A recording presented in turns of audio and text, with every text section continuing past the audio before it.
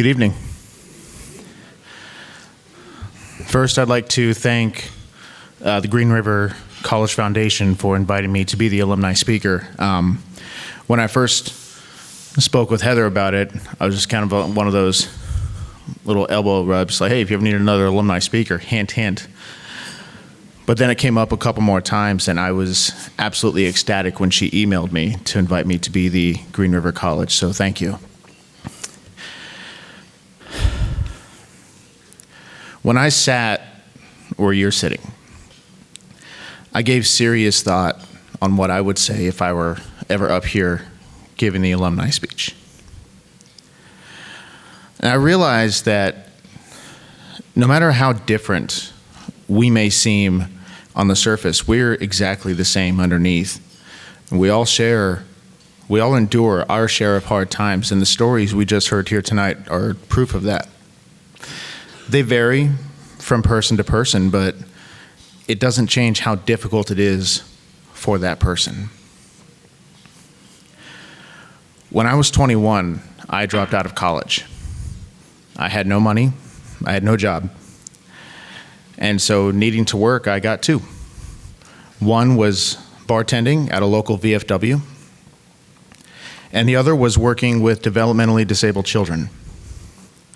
Both were rewarding in their own ways, but they weren't enough.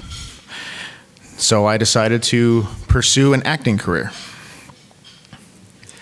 For the record, the acting opportunities in Fargo, North Dakota, very slim.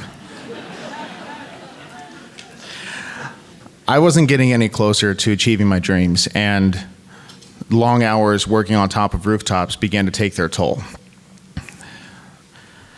I got depressed, I made some bad decisions, and by the time I was 22, less than a year later, I was on the verge of homelessness. Everything I owned of value was in a pawn shop, and everything else was in a storage locker that I couldn't afford. I would have lost it all if it weren't for my dad. He swooped in, and he took me home to Denver so I could start over.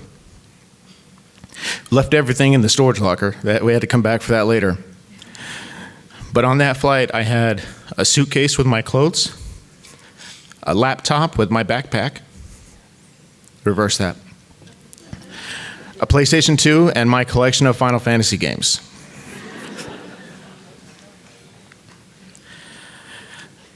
Six months later, I was sharing an apartment with my cousin who, like me, had recently made some poor life choices. A little while later, I got a little more stable job working at a local comic book shop. It wasn't glamorous, but I was good at it.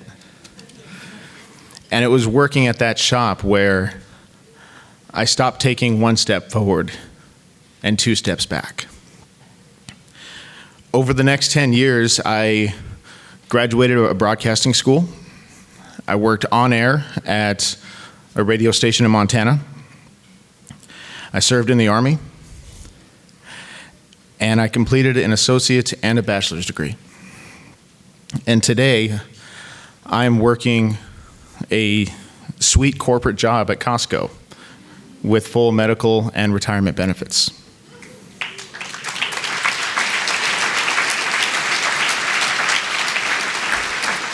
And I am finally making significant progress on my comic book collection.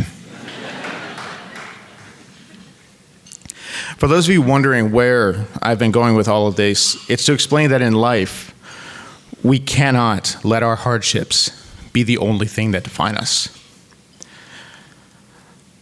Standing here today at 33 years old, I am a far different person than I was at 23. And that comes from stepping out of your comfort zone and experiencing life, the good and the bad. I can directly attribute my growth as a person to 4 moments.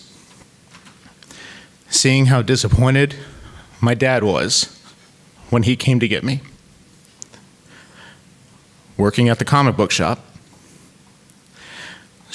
Serving in the Army, and attending Green River College. Those last two, the Army and GRC, they helped me to interact and learn from people from vastly different backgrounds, lifestyles, religion, sexual preference, and gender identity that I never would have otherwise. In the Army, I had to learn to work with others from different parts of the country or different parts of the world, whose ideologies would sometimes clash with my own. But our missions were dependent on it, so you learn to figure it out. When I transitioned from the military back to civilian life and I enrolled in Green River College, it was a completely different environment. For starters, it's much more diverse. My unit in the Army was all male and very testosterone driven. But here at Green River, not only is it a blended community of different backgrounds and beliefs, but because it's such a small school, I was more likely to encounter some of my classmates again, which provided me with an additional opportunity to get to know them more. And I can truly say it's made me a better person. If there's one thing that I hope you take from your time here at Green River, it's that life is the learning experience. That no matter how old you are, there is always something to learn. Consider the story that every person in this building has. What can you learn from them, and how can you apply that to your life and your experiences? Someday, you may be up on this stage giving the alumni speech. How would you describe your experience? What have you learned? Did your education end, or is it ongoing? To put it the way Green River would, why wait? Why wait to learn more? Thank you, and go Gators.